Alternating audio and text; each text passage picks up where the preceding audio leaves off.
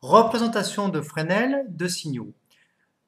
Ici, nous avons deux signaux qui sont représentés par deux vecteurs. Donc le signal S1 est représenté par le vecteur bleu, le signal S2 est représenté par le vecteur S vert ici. Si nous faisons S1 plus S2, nous trouvons le vecteur rouge qui est égal au vecteur S1 plus au vecteur S2.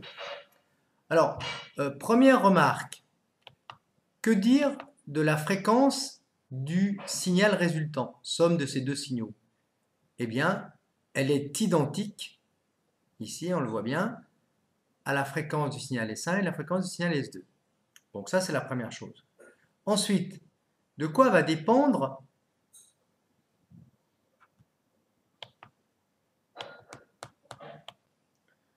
l'amplitude du signal résultant? Eh bien, première chose, évidemment, il va dépendre du rapport entre le signal S1, l'amplitude du signal S1 et celle du signal S2. Autrement dit, ça va dépendre évidemment de l'amplitude de S1 et l'amplitude de S2, ça c'est la première chose. Et puis ça va dépendre également de quoi? Eh bien, ça va dépendre de déphasage entre S1 et S2. Prenons un déphasage nul par exemple. Alors à ce moment-là, si les deux signaux S1 et S2 sont en phase, eh bien nous aurons un maximum d'amplitude. Si au contraire, ces deux signaux sont en opposition de phase, eh bien à ce moment-là, le signal résultant aura une amplitude qui sera minimale. Donc on voit que l'amplitude du signal résultant eh bien, va dépendre de l'amplitude de S1, de celle de S2, et puis du déphasage entre les deux signaux S1 et S2.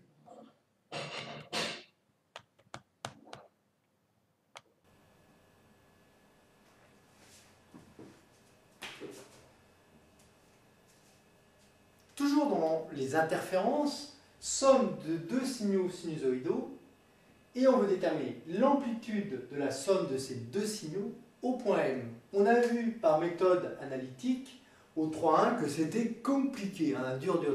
Alors là, qu'est-ce qu'on fait? Eh bien, on va passer par la méthode des vecteurs de Fresnel. On l'a vu précédemment. Voici les deux signaux qui vont se superposer. À S1, on associe le vecteur de Fresnel S1 d'amplitude 1.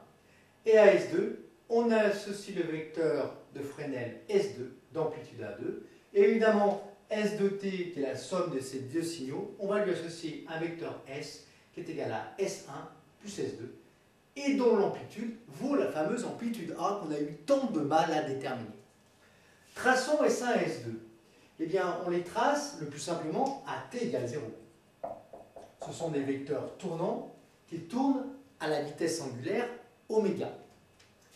Eh bien, à t égale 0, S1 vaut A1 cos phi1. Autrement dit, A1 cos phi1, c'est quoi? C'est tout simplement la projection ici du vecteur S1, A1 cos phi1 ici, du vecteur S1 sur l'axe OX. Donc l'angle ici, à t égale 0, vaut phi1. Et de la même façon, on trace S2 à t égale 0, et bien S2, sa projection sur l'axe OX vaut A2 cos phi2. Donc voici S2 et voici phi2. Il ne nous reste plus que quoi? Eh bien, qu'à représenter S, qui est le vecteur somme des deux vecteurs S1 et S2. S1 plus S2, le voici, le voilà. Voici S2, que je retrace ici. Eh bien, ça nous donne le vecteur S, qui est la somme de S1 plus S2. Sa norme vaut quoi? Eh bien, l'amplitude A. Alors, comment est-ce qu'on trouve l'amplitude A? Eh bien, on va utiliser la méthode des produits scalaires. S scalaire S vaut quoi? Eh bien, norme de S fois norme de S fois cosinus entre S et S.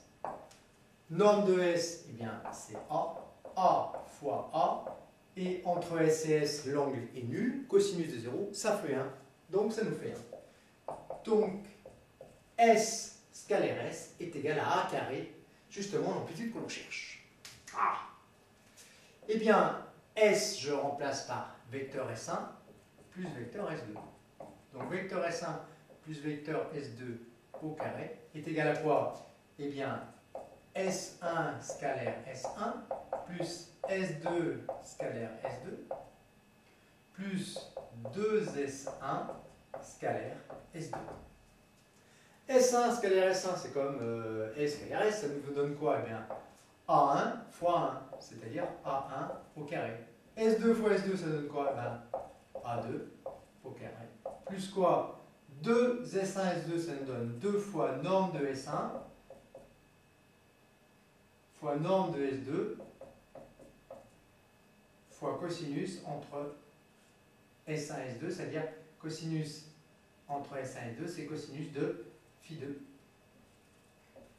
moins phi1. Hein. Là, le cosinus entre les deux, hein, et bien là on a phi2 ici, phi1 ici. L'angle entre S2 et S1, c'est tout simplement phi2 moins phi1.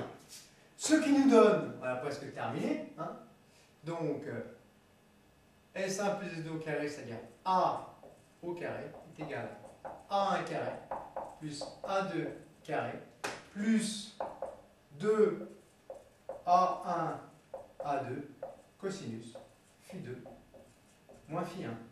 Autrement dit, que vaut l'amplitude A? On l'a redémontré beaucoup plus rapidement avec cette méthode de Fresnel qu'avec la méthode analytique. Voici l'expression du cosinus, de l'amplitude, pardon, du signal résultant au point M.